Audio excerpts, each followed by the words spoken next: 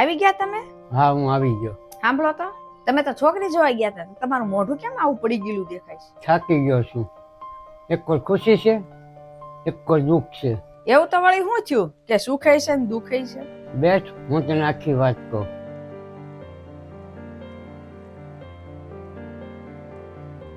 આપણે છોકરી જોવા જવાના હતા ને, તો આપણે હગાને લઈને આપણે છોકરી જોવા ગયા હતા અમે. તો અહીંયા અમને આવકારો સારો આપ્યો, ચા પાણી પાયા. ને અત્યારે તો એવો રિવાજ થઈ ગયો છે કે છોકરા છોકરી એકલા વાત કરે, પછી એ કરાવ્યું. હા, એ બે વાત કરી લીધી, પછી અમે મોટા મોટા એ બધાએ વાત કરી લીધી. થોડીક વાર થઈ ત્યાં બપોરે જમવાનું ટાઈમ થઈ ગયો હતો, અમે બધાએ જમી લીધું. ને પછી છોકરાને પૂછ્યું કે તને છોકરી ગમે છે? તો છોકરાએ હા પાડી. ને છોકરીને પૂછી લીધું તો છોકરીએ એમ કીધું કે હા. આમ તો બધું નક્કી જ હતું, તો નક્કી કરી નાખ્યું. હે, એ તો સારું કહેવાય. લે, એકબીજાને ગમી જ ગયું હતું ને નક્કી થઈ જ ગયું હતું.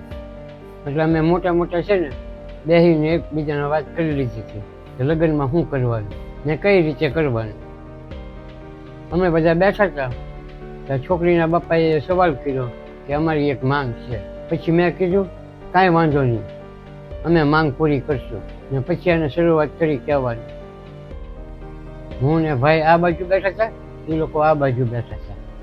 એ લોકોએ કીધું કે હગાઈ તો છે ને સારી હોટલમાં જ રાખવાની. મેં કીધું એવું? એને કીધું હા. તો મેં કીધું કાંઈ વાંધો નહીં, આપણે સારી હોટલમાં જ રાખશું. પછી કે મારી છોકરીને છે ને 5 થી 7 તોલાના દાગીના ચડાવવા પડશે. મેં કીધું કાંઈ વાંધો નહીં, એ અમને મંજૂર છે.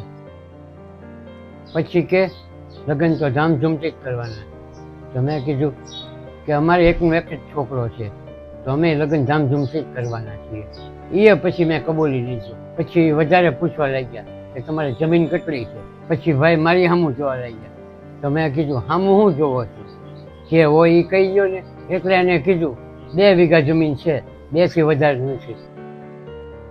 પછી એને એમ પૂછ્યું કે તમારે પોતાનું મકાન છે ને સિટીમાં છે? તો મેં કીધું સિટીમાં તો નથી, પણ ગામડામાં છે મકાન અમારે. તો એને એમ કીધું સિટીમાં નથી? તો મેં કીધું સિટીમાં નથી. તો એને એમ કીધું કે સિટીમાં એક મકાન તો અમારે જોવે જ છે. એવું તમને પૂછતા હતા?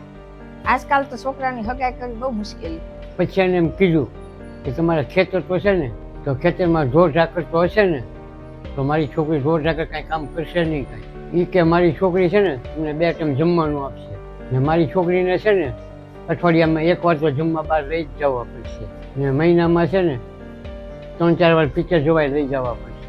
ખરીદી તો છે ને મહિને ને મહિને કાયદેસર કરાવી જ પડશે તમારે. આટલી બધી માંગુ બહુ કહેવાય હો. ને બીજું તો એમ કીધું એને કે મારી છોકરી તમારી હારે તો રહેશે જ નહીં, એ અલગ જ રહેશે. આવું હાવ કહેતા હતા? મા બાપે છોકરાને જન્મ આપ્યો, હાલતા શીખવાડ્યો, રોતા શીખવાડ્યો, આવડો મોટો કર્યો, તો મા બાપને શું કાંઈ આશા જ નહીં અમારી હારે રહેવાની? અલગ રહેવા થોડું હોય જવાનું હોય? મેં તો આ બધું સાંભળ્યું ને, મને તો ગુસ્સો આવવા માંડ્યો હતો. તમે તો કાંઈ કીધું નથી ને? પછી મેં વિચાર કર્યો ને શાંત સ્વભાવથી મેં એને પછી વાત કરી કે હવે હું તમને 2 સવાલ પૂછી શકું? એને કીધું પૂછો, કાંઈ વાંધો નહીં. તો મેં એને પૂછ્યું કે તમારે જમીન કેટલી છે?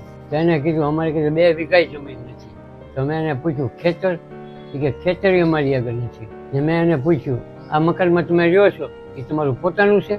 તો એને કીધું એ અમારું નથી, અમે આ મકાનમાં ભાડે રહીએ છીએ. પછી મેં એમ પૂછ્યું કે તમારે સિટીમાં મકાન છે? તો એને એમ કીધું હું ખુદ અહીંયા ભાડે રહું છું, તો સિટીમાં ક્યાંથી મકાન હોય? હે, તમે આવું બધું પૂછ્યું? મેં એને કીધું એમ કે તમારા દીકરાને પૈણાવવા તો પડશે ને? તો એને એમ કીધું કે હા, વહુ તો લાવવી જ પડશે ને. પછી મેં પૂછ્યું કે અમે તમારા ઘરે જોવા આવ્યા ને તમે તે તમારા છોકરાને માંગો લઈને જાશો બીજે જોવા, ને એ લોકો તમારી આગળ આવી માંગ કરશે તો તમે શું જવાબ આપશો? એ એટલું બધું સાંભળ્યા પછી વિચારમાં પડી ગયા. ને મેં કીધું કે અમારે 2 વીઘા જમીન છે ને, તમને ખબર તો છે ને સોનાના ભાવ બહુ વધી ગયા છે. અમે આ 2 વીઘા જમીન વેચશું ને ત્યારે તમારા દાગીના પૂરા થશે. મકાન તો અલગ, પણ લગ્ન કરશું ને એટલે લોન લેવી પડશે. લોન લઈએ એટલે હપ્તા તો ભરવા જ પડશે. એ કઈ રીતે પૂરી કરશું? અડધી મિલકત તો લગ્નમાં જ પૂરી થઈ જશે. ખેતરમાં કામ કરતા હતા એ પૂરું. પછી તો અમારે ભીખ જ માગવાની. મેં એને કીધું તમે શાંતિથી વિચારજો ને પછી મને કહેજો. હું સાચો છું કે ખોટો. પછી તો એ છે ને હાવ ઢીલા ટપ થઈ ગયા. પછી માફી માંગવા માંડ્યા મારી આગળ. મેં કીધું માફી માંગોમાં, આ તો મારી એકની વાત નથી, આ બધાની વાત છે.